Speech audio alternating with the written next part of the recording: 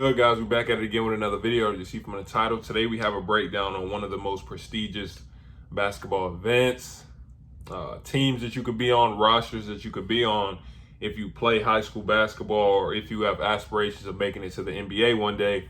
This is the McDonald's All-American game. This is a who's who of high school basketball. All the top players that you see in the league.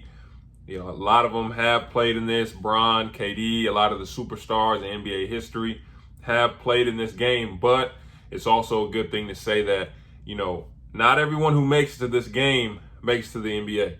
Like, it is not a 100% rate of, okay, if I make it to McDonald's, I'm going to the league, because I think in last year's draft, I just read that 12 out of the 60 in last year's draft actually was a McDonald's All-American. So that's just to tell you, like, this is not 100%. There is still the work to put in after this game. Like I'm saying, we're doing a breakdown on this game. This has a lot of the players that I've done breakdowns on before, so I'm familiar with their game. So I was already excited to see, okay, who's going to compete, because this is head-to-head matchups. A lot of times, teams might not play each other with 5 stars, except for if you're at the the Montverts, the Oak Hills, IMGs. But regular high schools, some of them don't get to play each other. So I want to see that competition. The breakdown that we're doing is of the scrimmage, not of the game, because the actual game, even the NBA scouts aren't really looking much at the final game. They're looking at that week of practice leading up to the game and the scrimmage, because once you get to the game, you have the fans, you got the fanfare, you might have family in there. So all of a sudden, at some point in the game, dudes are gonna start to, okay, I need to get my bag off. Like I need to start ISOing, like really showing people what I can do. You got your fans from the school that you committed to. They're in the crowd watching you play. So at some point, it's gonna start turning into ISO. It is an all-star game, so you're going to start having, lax defense, easy, fast break dunks. I saw the score of the game, actually, and I forget who won, but the team that won by like 20. I saw Dariq was player of the game, the MVP of the game, but I chose the scrimmage specifically because in the scrimmage, the only people in that gym are the players, the media, and every NBA team is represented in that gym. So that's where the pressure is. Already you should be competitive because, of course, I'm playing against a 5-star iron sharps iron. This can get me better. But if that doesn't incentivize you, every NBA team that there is watching that scrimmage, watching to see how you play in that game. So I already knew, okay, we're gonna do a breakdown on the scrimmage, so I can really get a feel of, okay, how are these players gonna play? How are you gonna compete when there isn't all the fans? None of that. You, the media, and every NBA coach that you can think of, GM, somebody in the organization is there. I'm not gonna hold you guys up any longer. McDonald's All-American breakdown. For the first points of the game, Dillon Mitchell does a great job here, showing his patience as well as touch, getting to a spot and knocking it down. At 6'11", Oregon commit Kel'el Ware is a great rim protector, skying up here for the first block, and great recovery, getting the next block on the #1 player in the class. Alabama commit Brandon Miller did a great job in this game, showing his ability to score. As you can see here, great touch here on the floater. And on this next possession, same situation in the pick and roll. He gets the switch and heads into an easy pull-up. Jarace Walker does a great job being a playmaker for his team, even at 6'8", and even though his teammate did miss this is a great touch here by Kel'el Ware on the tip to score the points for the East squad. As I said in the recent breakdown, Grady Dick is one of the best, if not the best shooter in the class, and even with a 6'7" defender in his face, he can still get his shot off. Arterio Morris is extremely shifty with the ball in his hands, and this is a great finish before defenders can react. Brandon Miller is effective defensively as well as on the offensive end. Here are 3 blocks that he got against some of the best guards, bigs, and shooters in the class. Jairus Walker shows great potential being a mismatch at the 4 position, being able to knock it down from deep as well as put it down and make plays for others. Great pocket pass and quick finish here from Cason Wallace to Kel'el Ware. And speaking of athletic plays, there might not be a more athletic player in the class than 6'8" Dillon Mitchell. Jordan Walsh's ability to get the rebound and push in transition is one of the reasons why he's so highly touted. At 6'7", he's hard to stop and very crafty around the rim. For those of you who aren't familiar with Nick Smith, this is a scorer who shows great patience here in the pick and roll and great touch here on the floater. This is exactly what coaches from all levels love to see from their bigs. First, he gets another block on #1 player Derrick Lively and sprints the floor. Great pass here by Jordan Walsh, and he gets the easy finish. As you're going to see over these next 3 possessions, Amari Bailey did a great job showing his vision in this game. First throwing a pinpoint pass to Grady Dick for 3 in the corner. On this next possession, he pushes in transition and drops it off to Mark Mitchell for the easy dunk. And on this last play, he does a great job driving to the paint, drawing the defense's attention, then dropping it off to his high school teammate at the last second for the easy finish. At 7'1", Derrick Lively is the #1 player in the class. He learned from those previous possessions, electing to dunk instead of trying to lay it up, and he shows great potential as a vertical spacer, finishing oops with an immense catch radius. Overall, it was an extremely competitive scrimmage from both teams. There wasn't many one-on-ones or selfish plays. Both rosters did a great job getting everyone involved so they can showcase their skills.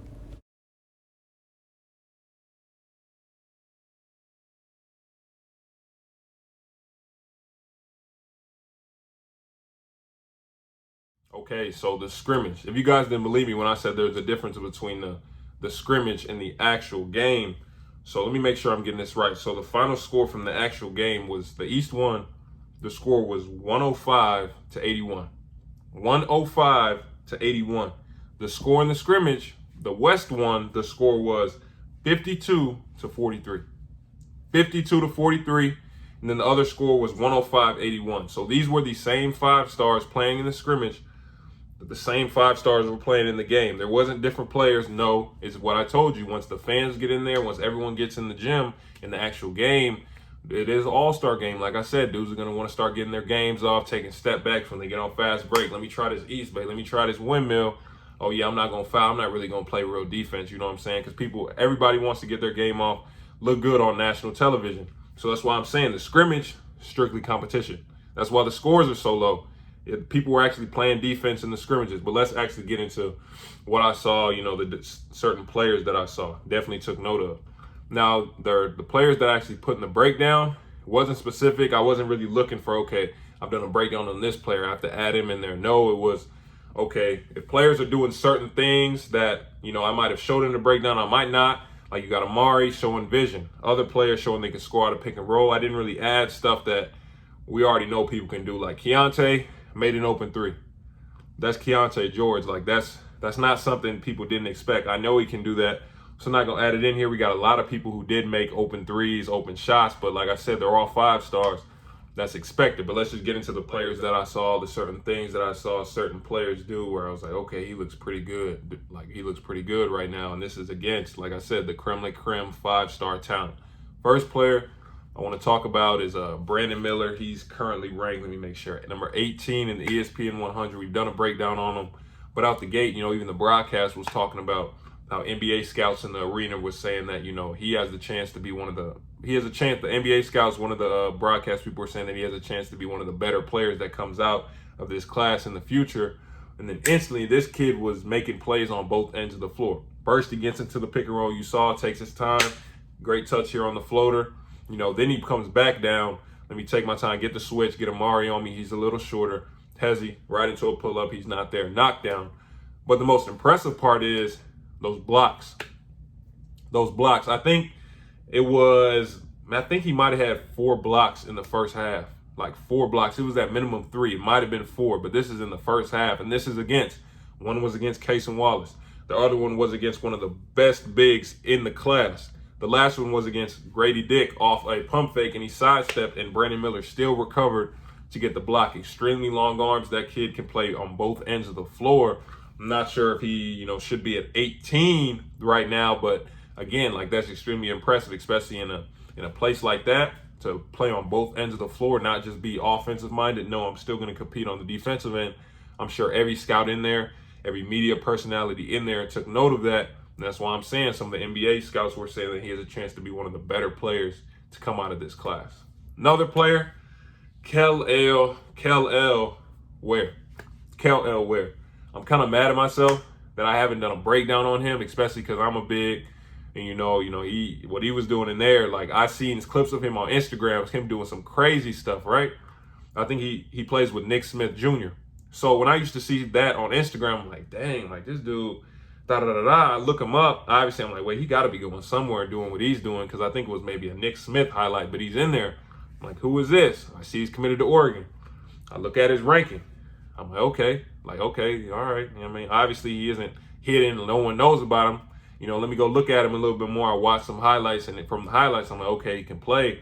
But, I never got around to making a breakdown. But what this player did in this game, Kel'el Ware, like I say, like with ESPN, why Lively's number one. Even Paul Biancardi said this last night or a couple nights ago. He said that Lively's number one because of his potential, because of what he could be. I said this all the time. They're going to put the taller players that can hit threes and do things like that, versatile bigs. They're going to be at the top because you never know. They could turn into a Joel Embiid or somebody like that. And you see what he's doing in the league, MVP candidate, if not the MVP.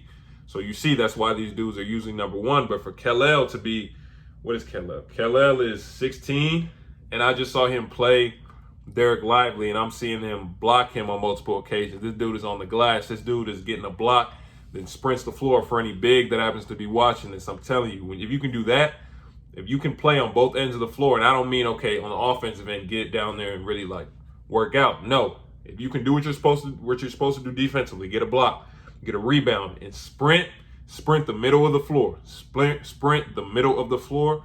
You will get easy points, and it'll put you on coaches' radars because there aren't a lot of bigs with great motors that go up and down like this, because people don't realize if a big runs the floor, you can get a lot of easy looks. I understood this. This is why I ended up in college, right? But like I was saying, Kel'el playing against Lively, getting blocks, putbacks, you know what I'm saying? He wasn't really finishing much on the block, but just that comparison between those two, from what I saw in this scrimmage between the two players, I'm not sure if we're talking about potential with bigs like this. I'm not sure if Kel'el should be 16 and Lively should be 1. That's all I'm going to say about that. Not taking anything away from Lively, because he might not have started off the strongest, but they took him on the sideline. ESPN interviewed him. He goes, when I get back in, I'm going to show y'all something. And I was like, all right, like that's some talk. Like he talking a little bit. He get back in. He realized, okay, I can't do a layup on Kel'el. I got to dunk some. You see, instantly go up strong with 2 ends. Kel'el didn't even jump. Easy finish. He's an excellent vertical spacer, especially in the future. He just caught that. Also, great pass by Arterio, throwing it from that deep. Throw a perfect pass. With his wingspan catch radius, he catch it all the way top of the glass. Easy flush. That's big time, especially as he progresses through the levels. Like it's only going to get easier and easier for him, right, to get easy buckets, because the players around him, the guard play will get better, which leads to easy drop-offs, oops, things like that. Next player I want to talk about is Amari Bailey, right? Amari Bailey. This dude is, I think we've done 2 breakdowns on him on the channel, and honestly, the first time I saw him, I wasn't as, wow as others, right? Second time I saw him, I was like, okay, he can play, but I still, honestly, if I'm being honest, I was telling myself, like, I don't know if this dude is what is he ranked? The number 2 player in the class. So, at that point, I'm like, all right, I don't know what I'm looking at. But then, I knew he was a strong guard who can score in transition, can knock down the open 3. But then I see this, and this dude came to play. He came to play. He was not forcing anything. He was scoring. He was scoring within himself, scoring within the offense, not really pressing. When he has the opportunity to finish strong in the paint, drive to the rim, get downhill in transition, he did that. Finished at the rim. But the thing I was the most wild about was this dude's passing ability. Passing. I saw he had some vision in the earlier breakdowns, but in this game, like I just said with Lively and even with Kel'el, when you are around better players, all of a sudden your vision starts to look better because the players that are around you can start to finish some of these plays. So when I see Amari pushing in transition, easy drop off. That pass off look like he about to shoot, drop it right into the big's hands. Great catch by the big. Also keeping the ball up, not bringing it down, and just easy, quick finish. Or he drives baseline off the dribble. I know he's left-handed, but that's still a tough pass. Pinpoint in the Grady Dick shooting pocket. One of the best shooters, if not the best shooter in the class. Cash. So Amari, this entire game, in terms of just players that wowed me from, okay, after I watched it, I'm like, okay, these are some players that I definitely need to take a better look at. Kel'el, definitely Amari was on that list as well. Nick Smith also looked good. You saw showing that he is a scorer. Great patience, great pace in the pick and roll, great touch on the floaters, can get to his pull-up. Dillon Mitchell, he's another player I really want to do his breakdown, but we looked at him in the Montverde team breakdown. This dude is one of the best athletes in the class, a freak, can shoot it, can put it down, can finish in traffic, can defend, a competitor. Like Dillon Mitchell was legitimately one of the better players in this entire class. And in the future, I'm just going to say he has a chance to be one of the best players that comes out of this class. Arterio, I instantly saw, I'm big on movement. So when Arterio got the ball and I'm seeing how he's moving, that dude is shifty. In terms of staying in front of him, that mixture of speed, shiftiness, he calls himself Baby Ja. I can see it a little bit because he got some, he got some moves to him, and he fast. You saw quickly blows by his defender and he elevates before either person knows what's happening. Finished and won. Tough. Dariq in the scrimmage, like I just said, I saw that he won MVP in the actual game. In the scrimmage, he was just missing shots. He was getting to his spots, getting open looks, wasn't making shots. A lot of the guys at first weren't making shots because, of course, like I said, the only people in there is the coaches and you, the NBA scouts and you. So, of course, they were all a little tight, probably a little nervous, but at some point loosened up. Jarace Walker, right?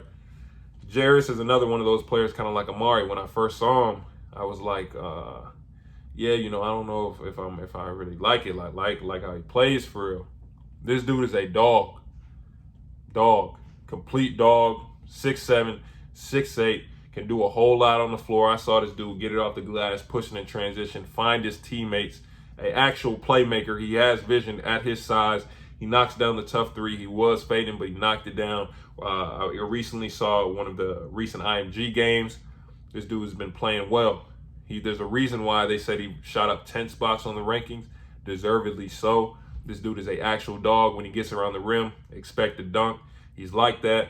Grady Dick, like I said, one of the best shooters in the class, off the catch, off the dribble, off a handoff, off anything. This dude can get his feet set and can knock it down big time. But all in all, every player that was in this game, like I said at the end of the breakdown, there wasn't a lot of selfishness.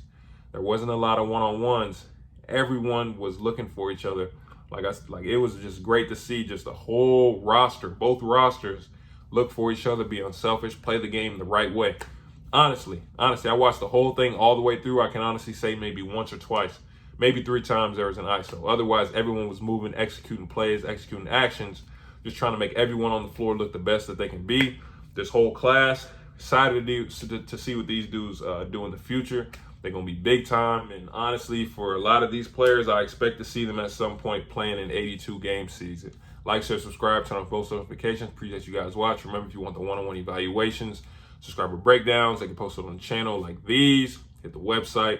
I always say appreciate you guys watching. I'll see you next time with the next video.